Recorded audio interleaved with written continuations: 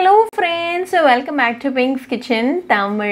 இன்னைக்கு நம்ம செம்பா ஆப்பம் ஈஸ்ட் இல்லாம எப்படி செய்யறதுன்னு தான் பார்க்க போறோம். இது ரொம்ப டெலிஷியஸான ரெசிபி. உங்களோட ரெகுலர் ஆப்பம்ஸோட அதே டேஸ்ட் இதுல இருக்கும். சோ இந்த ரெசிபியை பார்க்கறதுக்கு முன்னாடி இதுக்கு தேவையான பொருட்கள் என்னென்னன்னு பார்த்துட்டு வந்துடலாம்.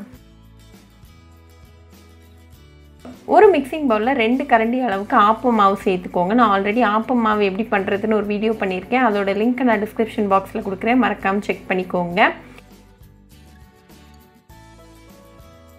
இது கூட ஒரு 2 டேபிள்ஸ்பூன் அளவுக்கு செம்பா மாவு சேர்த்துக்கோங்க. இதை நல்லா கலந்து விட்டுருங்க.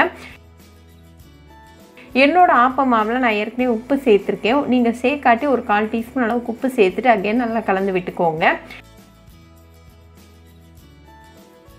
அப்புறமா கொஞ்சமாக தண்ணி சேர்த்துட்டு அகைன் நல்லா மிக்ஸ் பண்ணுங்கள். இந்த செம்பா அரிசி வந்து நிறைய ஹெல்த் பெனிஃபிட்ஸ் இருக்குது. இது உங்களோட பிளட் குளுக்கோஸ் லெவல்ஸ் லோவர் பண்ணும், ஆஸ்துமாக்கு அகென்ஸ்டாக ஃபைட் பண்ணும், உங்களோட போன் ஹெல்த்துக்கு ரொம்பவே நல்லது, டைஜஷனுக்கு ஹெல்ப்ஃபுல்லாக இருக்குது, உங்களோட வெயிட் லாஸை ப்ரொமோட் பண்ணுது, அப்புறமா உங்களோட ஸ்கின் ஹெல்த்துக்கு ரொம்பவே ஹெல்ப்ஃபுல்லாக இருக்குது.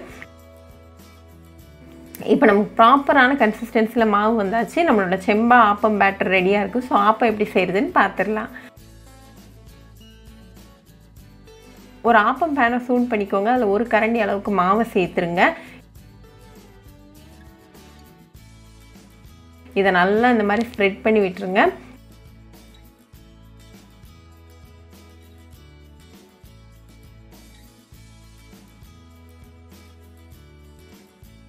இதை ஒரு மூடி போட்டு க்ளோஸ் பண்ணி ஒரு 15 செகண்ட் நல்லா வேக வச்சுக்கோங்க.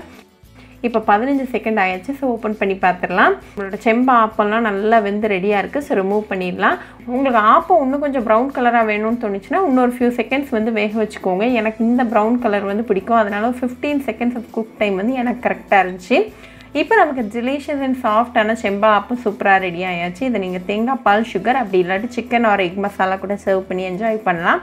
ரொம்பவே ஈஸி, டெலிஷியஸ் அண்ட் ஹெல்த்தியான ஒரு பிரேக்ஃபாஸ்ட் ரெசிபி. ஸோ கண்டிப்பாக இந்த நோ ஈஸ்ட் செம்பா ஆப்பம் ரெசிபி உங்கள் வீட்டில் ட்ரை பண்ணி பாருங்கள். ட்ரை பண்ணிவிட்டு எப்படி இருந்துச்சுன்னு கமெண்ட்ஸில் சொல்லுங்கள். இன்னொரு சூப்பரான ரெசிபியோட உங்களுக்கு பார்க்குற வரைக்கும் பாய் ஃப்ரெண்ட்ஸ்.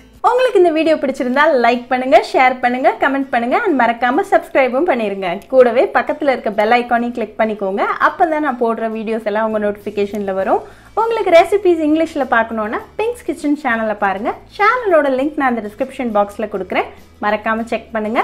இன்னொரு இன்ட்ரெஸ்டிங்கான ரெசிபியோட உங்களை வந்து பார்க்குற வரைக்கும் பாய் ஃப்ரெண்ட்ஸ்.